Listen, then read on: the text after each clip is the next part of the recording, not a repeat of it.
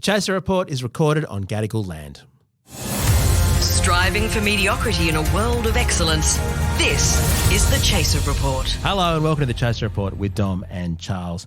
Look, Charles, this is going to be awkward. I am. But I'm applying for a full-time position elsewhere. I mean, I can probably still do this now and then, but I just want to do... You don't work full-time on this podcast? No.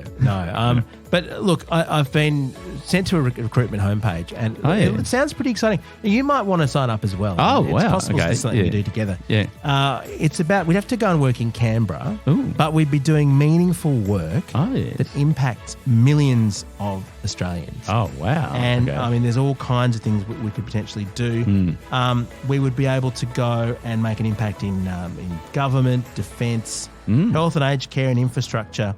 And it turns out there's a lot of jobs available at this employer. It's a world-famous employer. You've probably heard of them. World famous? Yeah, it's like one of the world's biggest companies, actually, in terms of services firms. It's called PWC. Oh, right. I'm going to sell you on this after this. Yeah, Charles, I'm looking at the vacancies and... How do they have any work on? How are not all their contracts cancelled, especially in Canberra? I'm not kidding. The top job available. I'm actually going to apply for this. Yeah. Chief one. ethicist. No, that's close. what they need. Yeah. The first one is the top job, Governance, Risk and Compliance Director. That is the top job in their Canberra office. Well, they certainly probably should have filled that a few years ago. Just for people who haven't been following the latest twists and turns of consultancy-based scandals in Canberra, PWC, just to sort of give you some context, well, what did they do? They for the last 10 years, they consulted to the Australian government, and one of the consultancies that they did was how to sort of make tax law more taxing. more taxi. Yeah. They wanted to work. The Australian government wanted to figure out how to get more tax from global businesses like Google. And it was a huge announcement by the Treasury to go, we're actually going to claw back billions of dollars. It was a really exciting thing to think that these massive companies that earn all this money in Australia and pay no tax, that we're actually finally going to get them to pay something, not their fair share, but something. Yes. And so they got PwC in to provide advice on how to do this, and here's the plan, will it work? And the same partner went and advised all of these companies how to avoid paying tax. Within hours of the law being announced, he was on the phone. Hot tip, guys. And my understanding is they'd slipped something in there which they knew was a loophole, which was sort of their special sauce that they could sell everyone as the way through. Like they'd already planned how to evade the thing that they'd been paid by the government to design. Well, this is the thing. I mean, traditionally in consulting firms, and I worked for a big consulting firm at one point, they're very strict about having people who are working for, opponents, competitors, whatever it is, not talking to each other. In fact, some firms will only work for one particular company in a particular industry. But another way to do it, Charles, is for the same person to be playing both sides of the field and playing them off against each other. That way you make more money. Yes. And it's just unethical. There's the slight problem with that. So wait a minute, what jobs do they have? Because when you say unethical, I think cha-ching. Well, I mean, Governance, Risk and Compliance Director is the job closes in a couple of days, actually. It closes... oh, that's all right. I'm sure you can just bribe the person who's accepting the things to extend the deadline unethically. Part of the job is to identify gaps in the market and to support the team to disrupt, it says here. Oh, imagine doing that job interview. That would be hilarious. We've have to apply. You've got to apply. We've both got to apply. Yes. Yeah. And apparently in this job you would solve meaningful problems. Seems to me you would create meaningful problems. The other jobs... No, you do both. Yeah, that's true, both sides. Yeah. So the other jobs PwC's got in its Canberra office at the moment, I'm not making this up, Senior Auditor Centre of Excellence. What? Would we be calling it a Centre of Excellence at this point? Work Health and Safety Specialist, I can understand why they need one of those. There's also a Manager Assurance Centre of Excellence. So really, they're aspiring for excellence. But what is assurance of excellence? That sounds like something the Chaser would say in its slogan. Like our slogan is striving for mediocrity in a world of excellence. Actually, we need to be a centre of mediocrity. We need to establish a satire centre of mediocrity. We need to get an auditor in to make sure we're mediocre enough. There's some great other jobs here. Manager Procurement Ops Risk and Gov. Yeah, Yeah, I don't quite know what that means, but I think there are some risks to manage. Well, it's the risk of procuring government contracts that you then sell out the government on. The extraordinary thing is that following this scandal, which is just basically the most egregious possible thing that an advisory firm can do. It's stealing. It's stealing from the Australian public. Essentially fraud. Yes, it is. You're charging for services that you're not providing. And it's treason as well. Arguably, yeah. In fact, I can't completely back this up. I've been doing a lot of talking about this week in some other work that I'm doing. And here's the thing. Apparently, in some of these contracts, they've actually put provisions suggesting that it might be a crime if you do the wrong thing. It would definitely be a crime. Surely I mean, how can it not be a crime? Like to defraud the Australian government. Yes, that is criminal. Like fraud is a crime. I mean, next you're going to say that trying to build car parks in return for votes is dodgy. I mean, Charles, where is the line here? The problem is, though, isn't it? It's a white collar crime. Yeah, it's an inverted commas crime. Yes. It's crime, and you put the font in white so no one can read it. Done by people who sit in boardrooms. So, yeah. But the consequences are a slap over the wrist and an executive job at Channel 7. No, well, Charles, what they have, executive job at Channel 7. This is the company that offered Ben Roberts-Smith a partnership, as we said in that special episode the other day. But, Charles, they've put 9 partners on leave as a result of this. On paid leave. Paid leave. Yeah. Sort of a holiday, really. But it's fair enough that the same people are now defrauding PwC employees by still getting paid. Dom, can I confess my sins of fraud and embezzlement at the Chaser in order to get put on paid leave? You probably could. I'm feeling a bit haggard. I need a bit of a rest. But the amazing thing is they haven't named the 9 people. Well, I can tell you the money that I've stolen from the Chaser. Okay. It happened just recently, which is, I don't know whether you remember, but we put out an album. Remember the album that we put out? Oh, we put out the album. Yeah, that's right. So the best sketches from the Radio Chaser radio program. Still available. We've still got quite a few of them. Yeah, we've still got lots of physical albums. Strangely, very few people bought physical CDs. You can stream it if you want to check it out. Some of them are quite good. People do stream it. Like a lot of people stream it. Like we've had hundreds of thousands of streams just in the last year. Seriously. And I checked the account the other day, like sort of there's an account that links to Spotify. Right? Oh, okay. And we earned, get this, $76 in royalties for the year basically. Charles, Cole Makes Me Come has 655,000 streams on Spotify. That wasn't on the album. That wasn't on the album, but that's a massive amount of amount of do we get paid for that? That would have been worth $20. No, Cam gets all the royalties for that. Cam gets all the royalties for that. Yeah, but the album made us $76 US.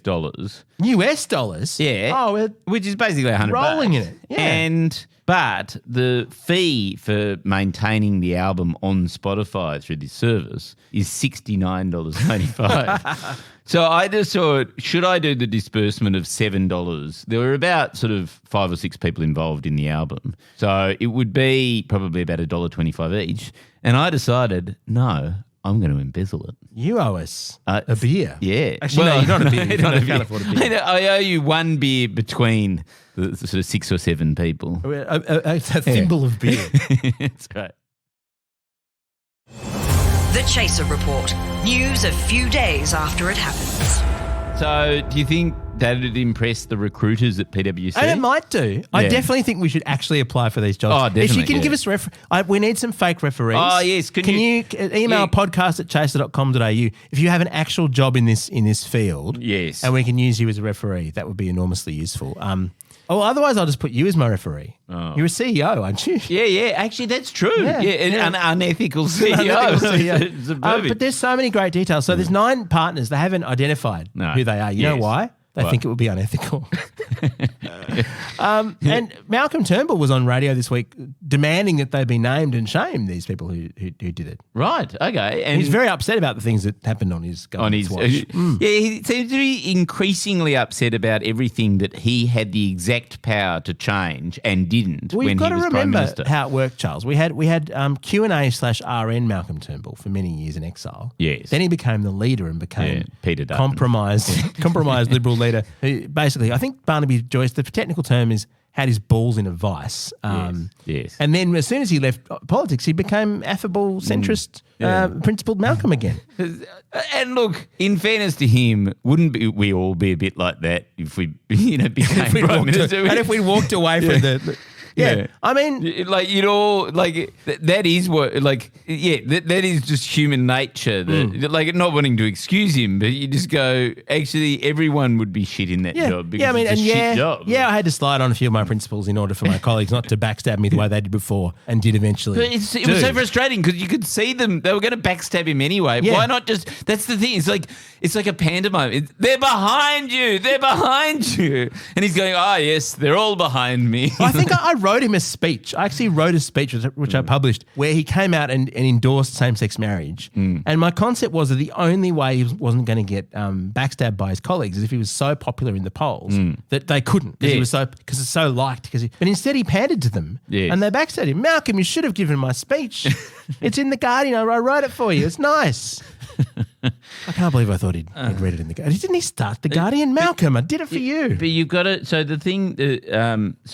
The thing is, PWC, they've put on leave these 9 people. Yes, gardening leave. The gardening leave. And then now what happens? I mean, surely they won't get any extra. I mean, besides that tax contract, that tax office contract that they got the other day. I don't know whether you saw that. Did you see that? There are dozens of other contracts they've got. The defence they've got everyone has PWC working for them. The tax department just recently discovered that they had been underpaying their employees. So they got PWC in to audit their... or just figure out a more legal way to do it, to underpay their employees. Oh, right. I don't know which it was. Yeah, that's more wide. Because, I mean, this is another example of the sort of awkwardness of all of this, the way these service firms work. They would provide, you could get from PwC both the strategic advice on how to minimise your tax and then also the auditing to say whether you'd done a decent job and paid your tax. That would be the same company doing both sides of that equation. Right. I mean, it might seem like a conflict of interest. No. I see it as an alignment of interest in making lots of money out of the taxpayer. Yeah, that's fair enough. Why are we not a professional services firm? I don't know.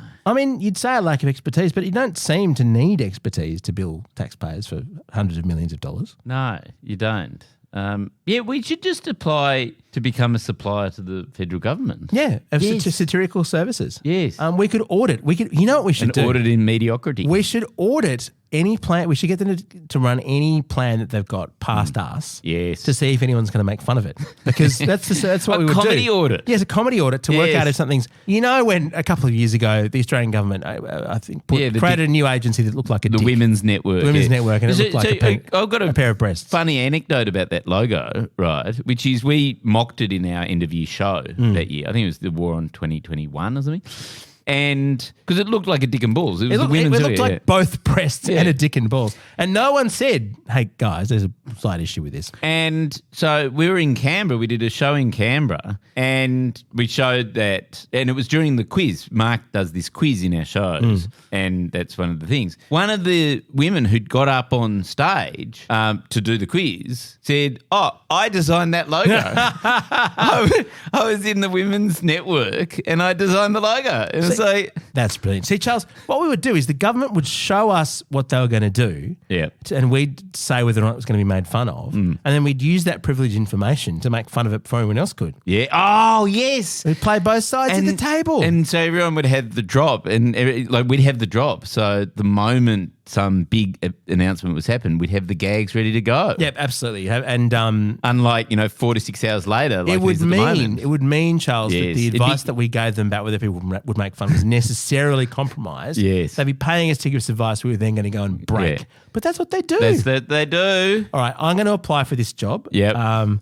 As what was and it? I might apply for your deputy. I'm going to be your deputy. Yeah, that'd be great. So I'm going to apply for Director of Governance, Risk and Compliance. And I'll be the receptionist. If anyone wants to write me a referral, podcast at chaser.com.au, I'll let you know how it goes. Look, they're probably pretty desperate. I bet you'll at least get an interview. Yeah, and actually, if anyone, especially from PwC, is listening and wants to give me a reference, that would be great too. That'd be great. Oh, can you audit our tax and provide advice on tax minimisation at the same time? Yeah, that's great. That'd be great. Thank you. We don't have any money, but frankly, you need clients more than you need money at this point. I've got a sweet $7 lying around. Our Gears from Road, we're part of the Iconoclast Network. We'll catch you next time. See ya.